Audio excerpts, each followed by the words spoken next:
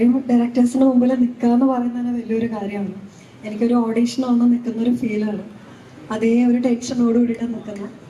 Anyways, FEFKA directors union നടത്തുന്ന ഈ ഒരു ഷോർട്ട് ഫിലിം ഫെസ്റ്റ് അതിൻ്റെ ഒരു ഭാഗമാവാൻ സാധിച്ചതിലും എന്നെ ഇങ്ങോട്ട് ക്ഷണിച്ചതിനും ഫെഫ്ക ടീമിന് ആദ്യം തന്നെ നന്ദി പറയുന്നു.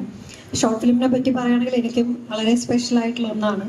കോവിഡ് സമയത്ത് ഞാനും ഒരു ഷോർട്ട് ഫിലിം ചെയ്തിരുന്നു. എൻ്റെ നാരായണിക്ക് എന്നായിരുന്നു അതിൻ്റെ പേര്. അത് മതിലുകളെ ബേസ് ചെയ്തിട്ടുള്ള ഒരു ഷോർട്ട് മൂവി ആയിരുന്നു. വർഷ വാസുദേവ് ആയിരുന്നു ഡയറക്റ്റ് ചെയ്തത്. അതുകൊണ്ട് തന്നെ വളരെ അത്രയ്ക്കധികം റീച്ച് കിട്ടിയ ഒരു ഷോർട്ട് ഫിലിം ആയിരുന്നു ഞങ്ങൾക്ക്.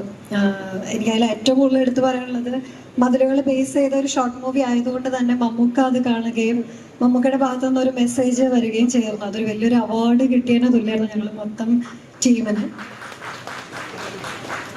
പിന്നൊപ്പം ഉണ്ണിമുകുന്ദനും അതിന് വലിയൊരു കോൺട്രിബ്യൂഷൻ ആയിരുന്നു. അപ്പൊ എനിക്ക് ഫീൽ ചെയ്തൊരു കാര്യം, നമുക്ക് മേലെ നിൽക്കുന്ന ആരെങ്കിലും ഒരാൾ നമുക്കൊരു കൈ സഹായം പോലെയൊക്കെ ചെയ്യുന്നത് വലിയൊരു കാര്യമാണ്.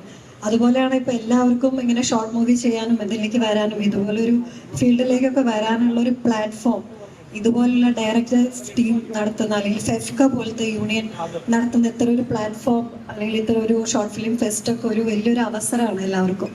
അതൊരു വലിയ സഹായമാണ് നമ്മളെപ്പോലുള്ളവർക്കൊക്കെ ഇങ്ങനെ മുമ്പിലോട്ട് വരാനും നമ്മുടെ കഴിവുകളെ കാണിക്കാനൊക്കെ. അതിന് ഏറ്റവും കൂടുതൽ നന്ദി പറയേണ്ടത് ഫെഫ്ക ടീമിൻ്റെ അടുത്ത് തന്നെയാണ്. നിങ്ങളെല്ലാവരും ഫെഫ്കോട് തന്നെ അത് നന്ദി പറയേണ്ടിയിരിക്കുന്നു. കാരണം ഇതിലുള്ള എല്ലാ ഡയറക്ടേഴ്സും അവരുടേതായ ക്രിയേറ്റിവിറ്റിയിലും അവരുടേതായ സിനിമകളുടെ തിരക്കിലൊക്കെ ആവേണ്ട സമയത്ത് പോലും ഇത്തരം ഒരു മൂവ്മെന്റിന് വേണ്ടി സമയം കണ്ടെത്തുന്നതും ഇതിനു വേണ്ടി ഇത്ര ഒരു ഫംഗ്ഷൻ പോലെയൊക്കെ നടത്തുന്നതൊക്കെ വലിയൊരു കാര്യമാണ്. അപ്പോൾ അവരോട് നന്ദി പറയുന്നു.